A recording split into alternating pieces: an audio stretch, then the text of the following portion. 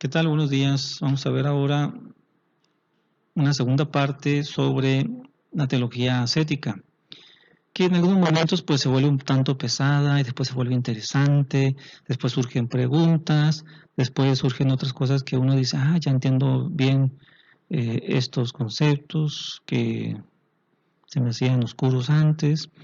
En fin, pues vamos a ver un poco de todo aquí, ¿no? Cosas que vamos a entender mejor, otras preguntas que van a surgir de nuevo.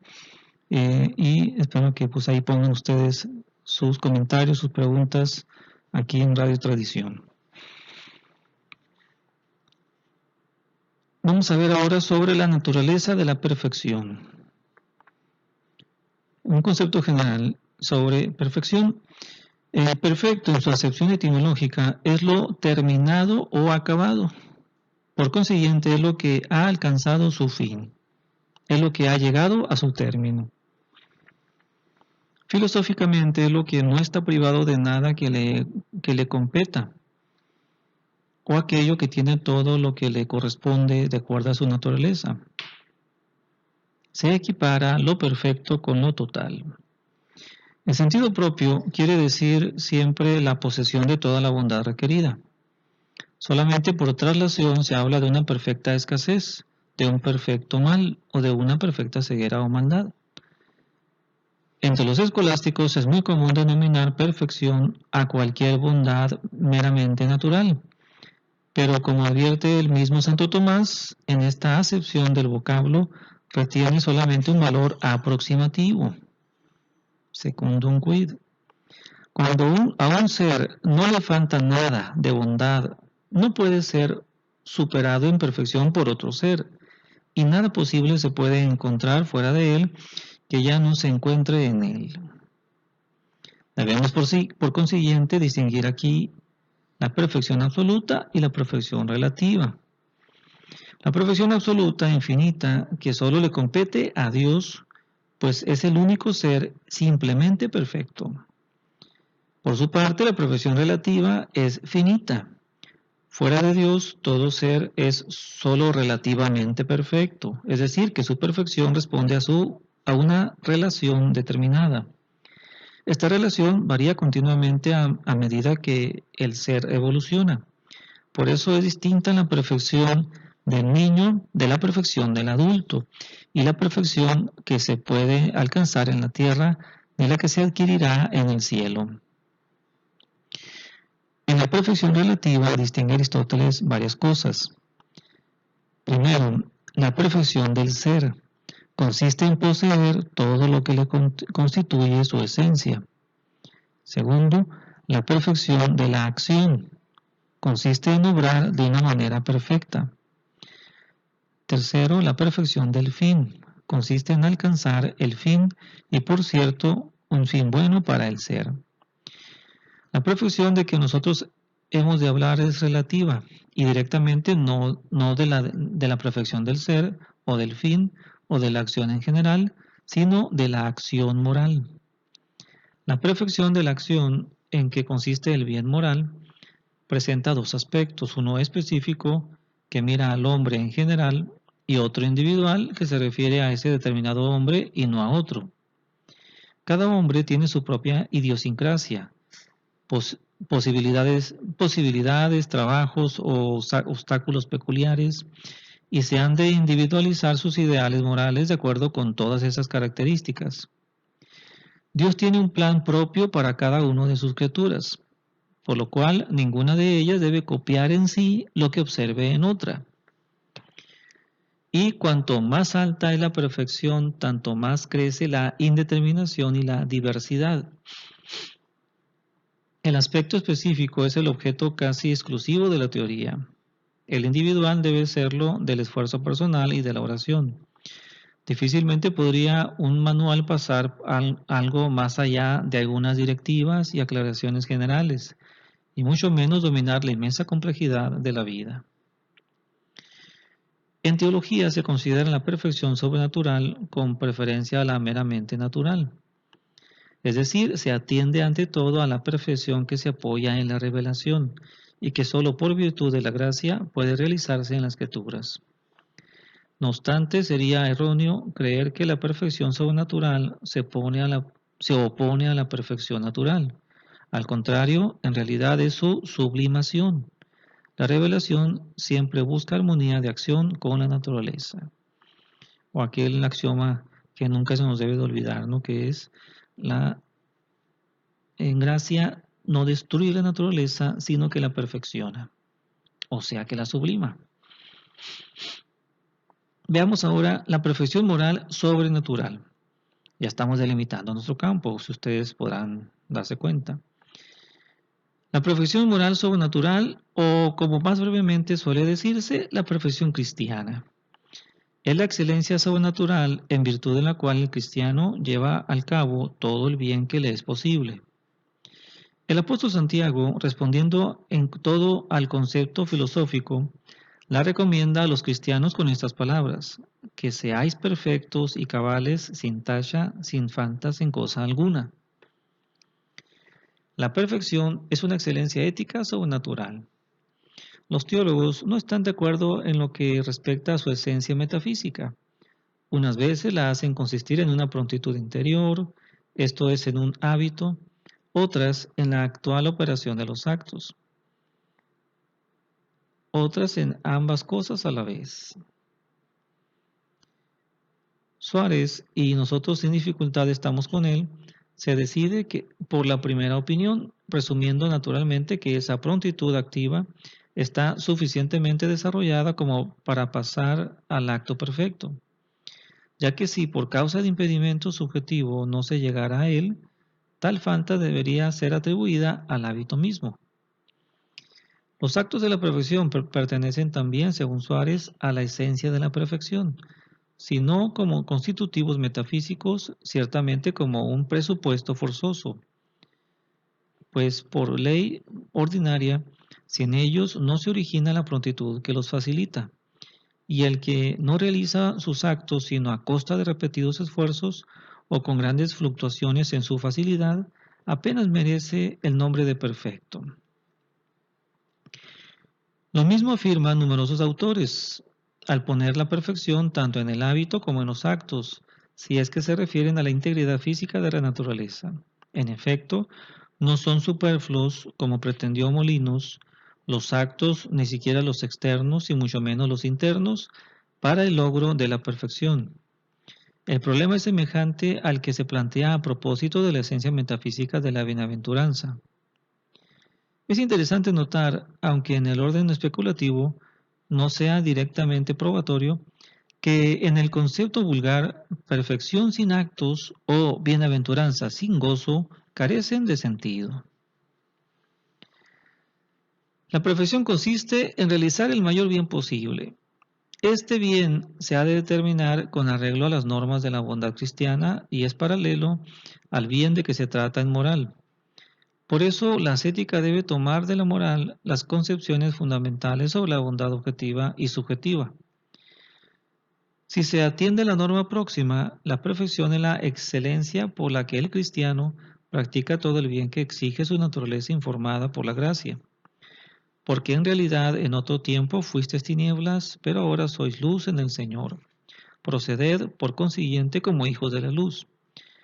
¿Por ventura no sabéis que vuestros cuerpos son templos del Espíritu Santo? Glorificad, pues, a Dios y llevadle en vuestros cuerpos.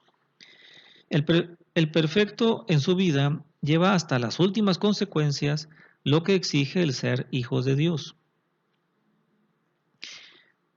Pues bien, definida por su norma última, la perfección cristiana es imitación de la perfección de Dios.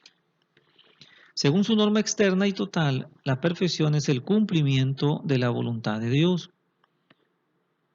Y de esto hablaremos más adelante. De estas normas primarias resulta que también la imitación de Cristo y la imitación de los santos son en cierta manera normas. En ambos casos se busca la concretización del bien, no por sus causas especulativas y últimas, sino por sus ejemplos y modelos, Cristo y sus santos. La perfección consiste en la realización de todo bien.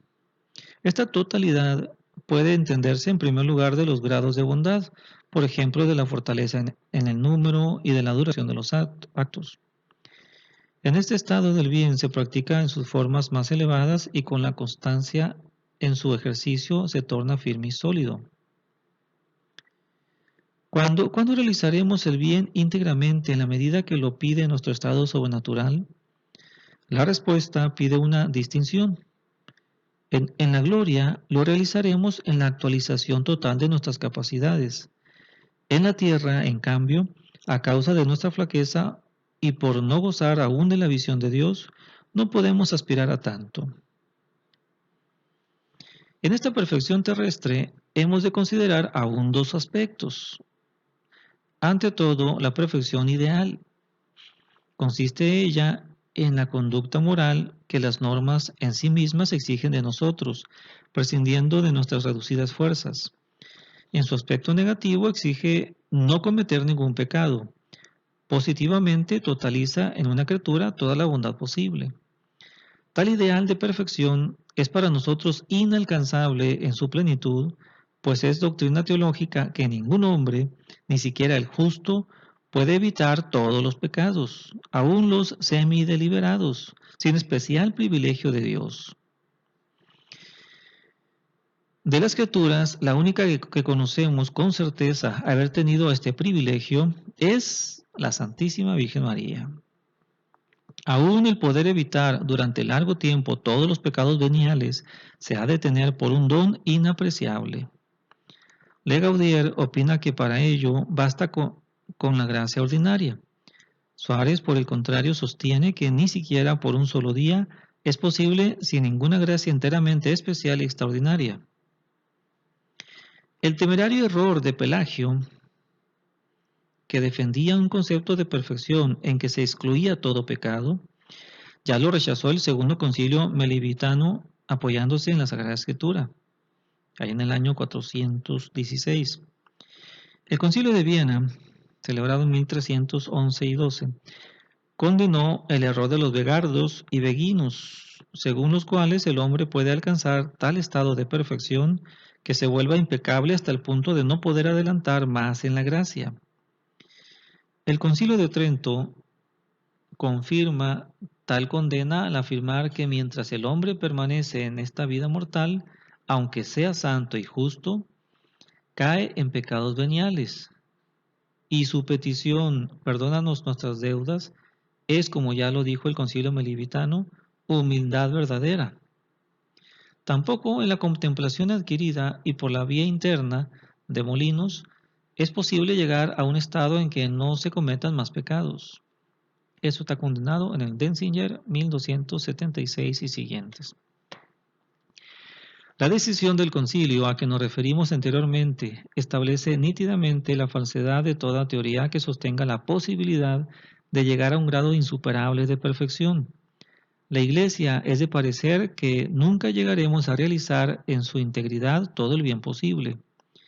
Por eso rechazó la doctrina de Molinos, que en la muerte mística el alma no puede querer otra cosa que a Dios, o la de los alumbrados que hablan de que el alma inundada por la gracia no puede ya adelantar ni retroceder. Por eso también repudió la doctrina de Fenelón, según la cual hay un estado habitual y permanente de amor de Dios, que es la caridad pura y sin mezcla de interés alguno propio. Amor puro, que en tal sistema es el único principio y motivo de todo acto deliberado meritorio. Esto ha sido condenado en el Denzinger 1349 y 1327. En resumen, la perfección tiene sus límites. Confróntese tan queréis. Hay por consiguiente en la perfección terrestre otro aspecto que podríamos denominar perfección real, o sea, efectiva, posible en esta vida, consistente en la aproximación humanamente posible a la perfección ideal. Atendiendo a su parte negativa, se concreta en la fuga de todo pecado deliberado y en cuanto sea posible también de los indeliberados. Y en su aspecto positivo es la realización plena en la medida de lo posible del bien mandado o aconsejado.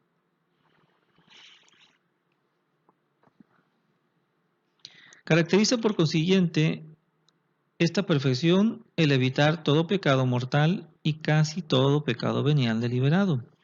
Para no rebajar el ideal, acomodarnos mejor al lenguaje de nuestros días y distinguir claramente entre sí la moral y la ascética, nos inclinaríamos a exigir por completo de tal estado las culpas deliberadas. Esta es también la opinión de Gaudier. Pero algunos grandes autores hacen una concesión a la debilidad humana. Por ejemplo, Álvarez de Paz dice, es verdad, nunca de propósito, pero añade, nunca o muy raras veces, esto es, nunca en muchos o en pocos años. De un modo semejante, el Ancisius dice, nunca con plena deliberación, ninguno aún en toda la vida, ninguno en muchos años o raras veces, dice Schramm. Suárez enseña prudentemente lo siguiente. Se puede creer que algunos santos por algún tiempo de su vida alcanzaron tal grado de perfección que raras veces o nunca cometían tales culpas. No cometerlas nunca en toda la vida, ni siquiera en los comienzos imperfectos, esto lo podía él suponer solo en el Bautista, en San Juan Bautista. Pues sin una razón especial y fuerte, no podemos afirmar que a uno se le haya dado una gracia especial siempre y en toda la vida. Benedicto XIV cita a Suárez aprobándolo en su escrito excelente sobre la beatificación de los santos. También admite Suárez, aún en los perfectos, admite pecados veniales deliberados, con tal de que su número sea muy reducido y sean pronto corregidos.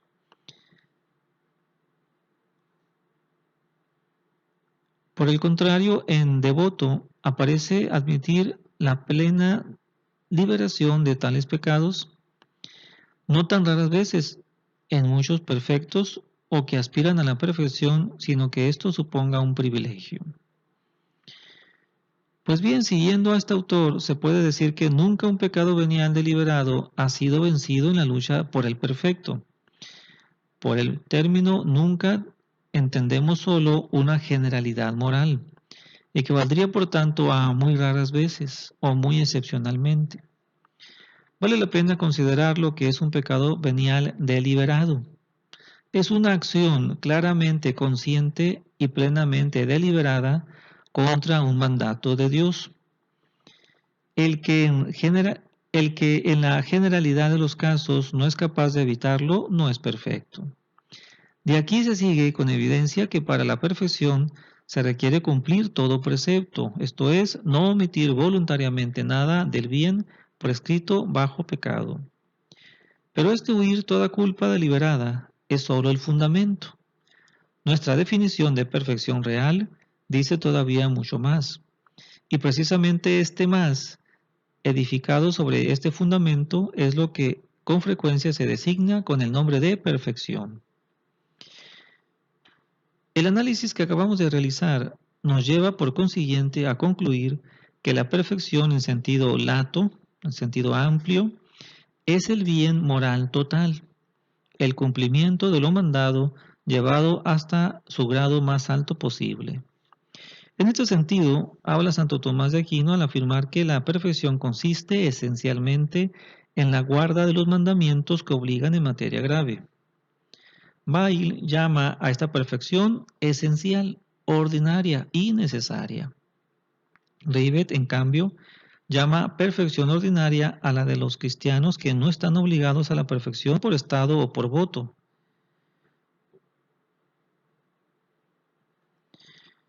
Pacerini llama perfectio substantialis la observancia de los mandamientos en materia grave.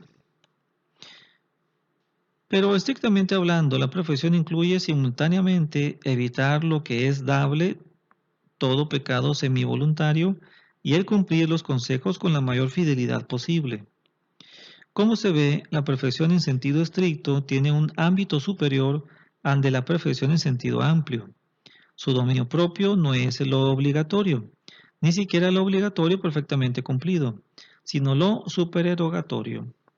Cumplir los mandamientos, ser fiel a los propios deberes, huir del pecado deliberado, es más un presupuesto que un constitutivo de la perfección propiamente tal.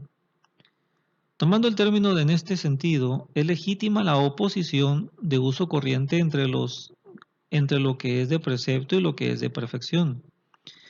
Así San Buenaventura, por ejemplo, define perfección en sentido propio como perfección de supererogación, y Convecius le llama perfección de consejo. De esta perfección es de la que trata la ascética.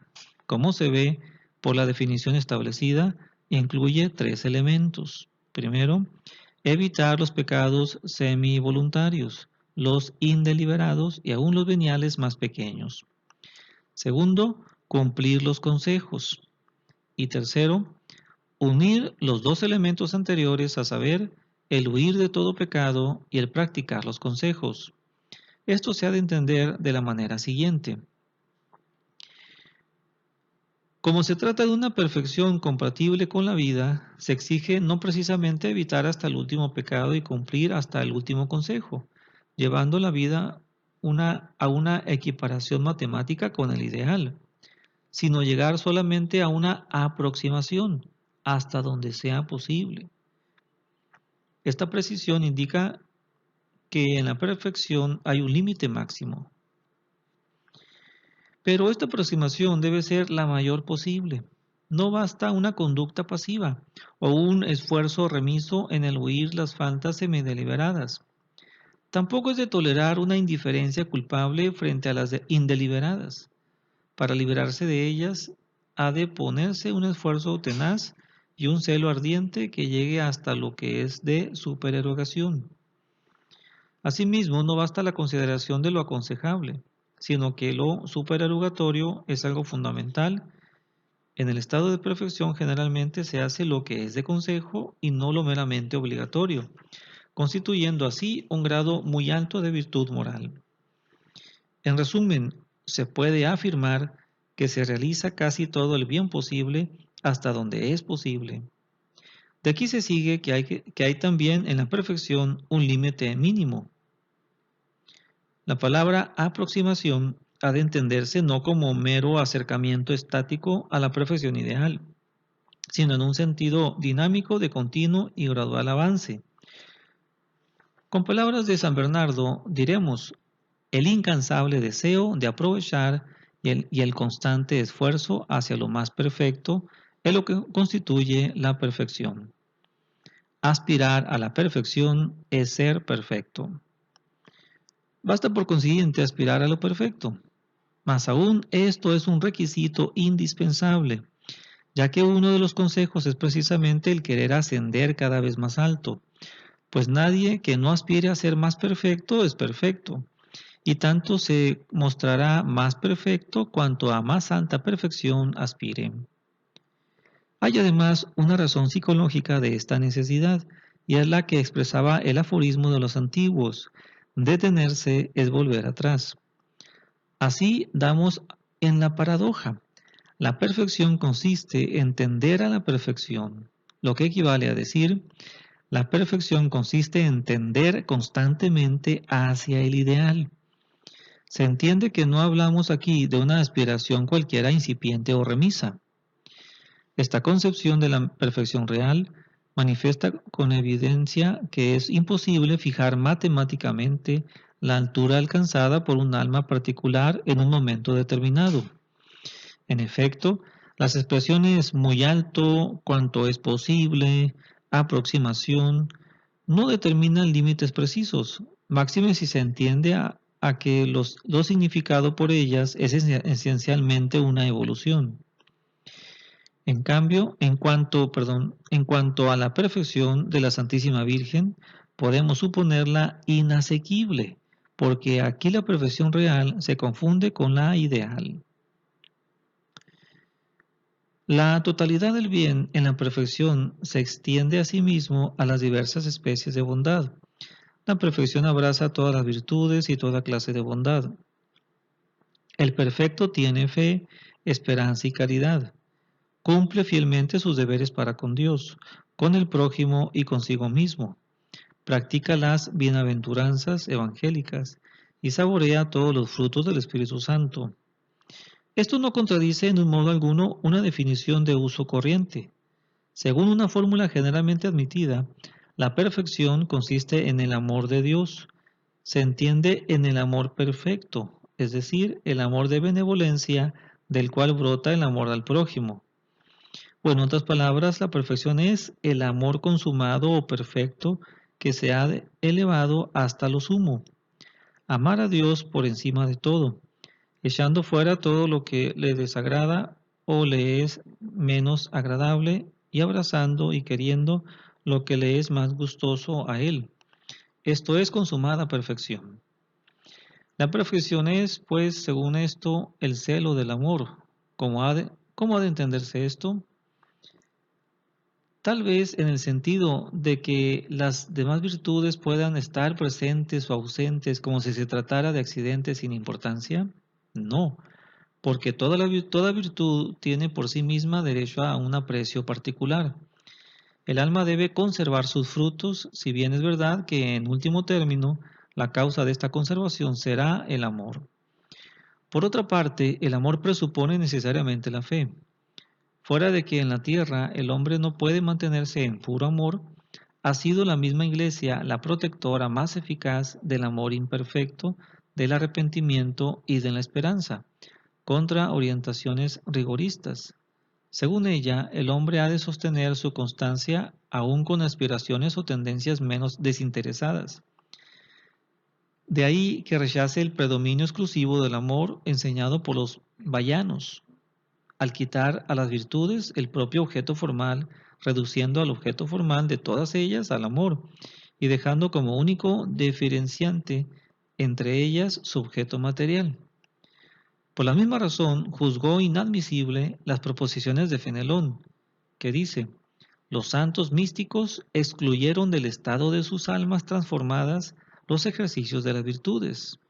Esto fue condenado por la Iglesia en el Denzinger 1347, 1349 y siguientes. Proposiciones del 18 al 20. El amor puro solo constituye toda la vida interior y las exageraciones, eso también fue condenado, y las exageraciones de Quesnel. Dios recompensa únicamente el amor. En resumen, la fórmula que es la perfección consiste en el amor, no debe entenderse del amor en un sentido puramente exclusivo. Por eso no habrá dificultad en llamar perfecto al que, cultivando la caridad, ejercitase simultáneamente en grado tal vez más sobresaliente y por causa de este mismo amor otras virtudes.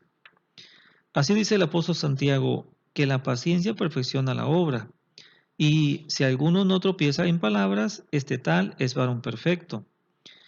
Y los santos padres colocan la perfección en una o en otra virtud según las ocasiones.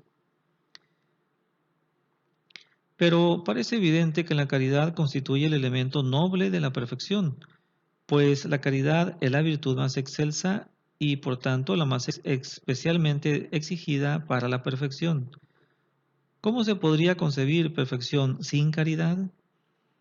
Por eso tienen las virtudes consumación en la caridad, a la que abren y limpian el camino. Además, la caridad garantiza la perfección. Es cierto que presupone la fe, pues apenas brotada ella, le da un nuevo motivo de credibilidad, ya que ella lo cree todo, dice San Pablo. Ejercita todas las demás virtudes porque Dios lo quiere y es con frecuencia el motivo propio de las mismas. Naturalmente, en tal caso, hablando con propiedad, ellas dejan de ser virtudes específicas, aun cuando por los efectos se le conserva su nombre propio. Otras veces es para esas virtudes un motivo más, fuente de nueva alegría, fuerza, mérito y unión con Dios. Ninguna otra virtud, al introducirse en el campo de las demás, puede reemplazar su motivo propio. La castidad, por ejemplo, puede desear la templanza, pero no como castidad. Supuesta la fe, cumplir la voluntad de Dios, no apartarse de Él y hacerlo todo por amor es ciertamente la más alta perfección. Santo Tomás afirma que la perfección consiste esencial y simplemente en la caridad, y que consiste en especial manera principalmente en la caridad. Suárez, procediendo a la manera escolástica, expone cómo la perfección, ya se la considere bajo distintos conceptos, ya simplemente como tal, debe revestir la forma predominante de la caridad. Pero enseguida recalca que formalmente también las otras virtudes son perfección, y que concebida la perfección en cierta relación con el todo, no consiste en la sola caridad. Según el padre Álvarez de Paz, consiste en la perfección en primer lugar y principalmente en la caridad, pero en segundo lugar y menos principalmente en todas las demás virtudes. La caridad es la más hermosa, la mejor piedra preciosa del tesoro. Para justificar estas expresiones en que se designa a la caridad como esencia de la perfección, basta ver el lugar excepcional que entre sus constitutivas ocupa. Lo mismo opina expresamente Rossignoli. También Garrigou Lagrange pone la perfección en la plenitud y toma el esencial de Santo Tomás como equivalente a excelente, a la manera que el alma es la principal parte esencial del hombre.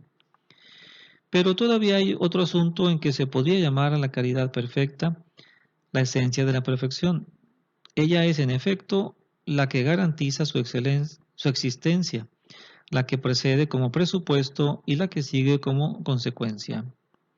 En último término, la discusión del valor de tales fórmulas depende de cómo se interpreta en cada caso el ambiguo vocablo esencia. Sería, por ejemplo, impropio designar la caridad como esencia si se entiende por esencia la fuente primigenia de todo lo que se encuentra en la cosa, ya que la caridad presupone siempre la fe y en general también todas las demás virtudes. Y estas, aunque pueden, no es necesario que tengan su origen en la caridad. Suárez también opina que la controversia es en gran parte de modo loquendi, del modo de hablar de las personas.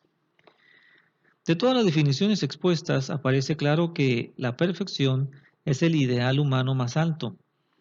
Nada le falta de lo terrenamente posible, ya que posee toda la bondad moral. La pregunta ¿qué más me falta? Tiene en la perfección su venturosa respuesta. Hasta aquí y pues ahí nos dejan las preguntas y comentarios en Radio Tradición. Gracias.